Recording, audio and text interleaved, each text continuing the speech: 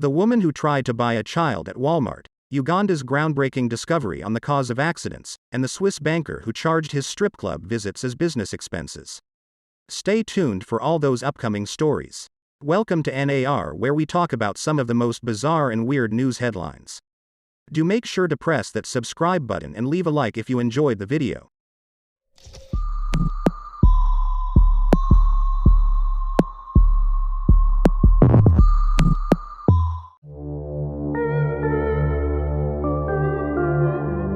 Alright, imagine this scenario. You're at home and realize that wow, there's actually not much food left. Okay, you do a quick grocery run to your nearest Walmart and pick out everything you need. While you patiently wait in the self-checkout line, a random woman approaches you and asks to purchase one of the things in your trolley. And no, it's not the bananas, onions, nor the cucumber. It's your baby. Sounds crazy, right? Well, that's Texas for you. Rebecca Lynette Taylor tried to buy a 1-year-old little boy from his mother, who probably was just as bewildered as you are hearing this right now. Both of the mother and child's identities have not been revealed as far as I know. Rebecca commented on how she liked the little boy's blue eyes and blonde hair and inquired about the child's price. Thinking it was a joke, the mother laughed off the silly question, but Rebecca wasn't kidding. She then said that she'd be willing to part ways with $250,000 for the child. Seems she came prepared, as she said the money was in her car and that she'd been waiting for a long time to purchase a child. Obviously horrified at this point, the mom told her that no amount of money would do and told Rebecca to step away from her child.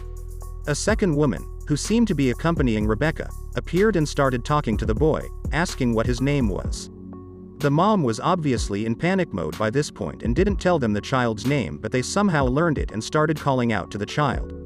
She waited for the two women to leave the store, but after she exited they caught up with her and continued with their offer.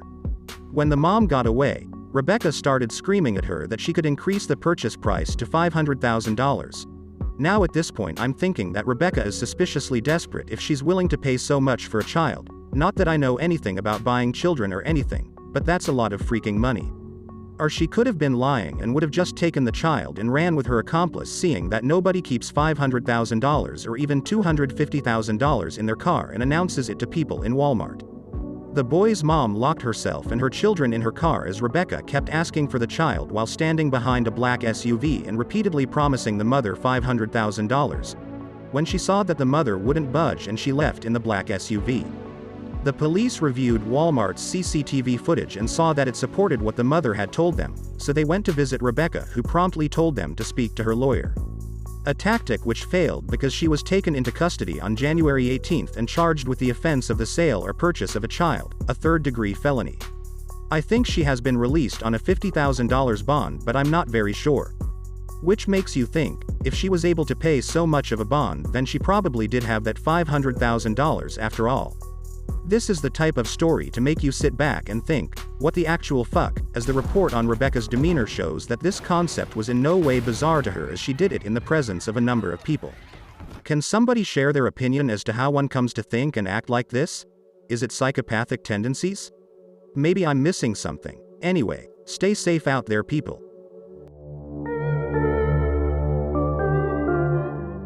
When you come to think of it, what's the main cause of car accidents? You might name me a few valid reasons, such as speeding, drunk driving, or running red lights, but did you know that women are also a problem?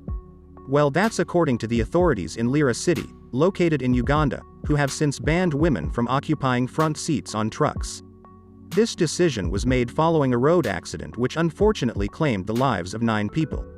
Although the police say that this particular accident was likely caused by reckless driving and overloading, they also for some reason blamed the businesswomen of the area who wear short skirts which often distract the truck drivers. According to them, this is a common trend among the women in the area and it makes them a major road hazard.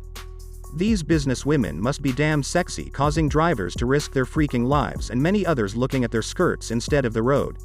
Of course, no research has been presented which proves that these women are the cause of any of the accidents in the city.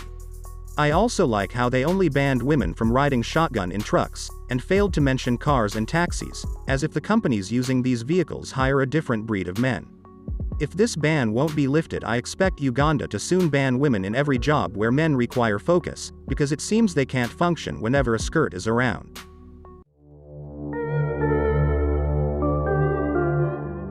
7 Swiss bankers have been charged with the mismanagement of funds, enrichment, and fraud.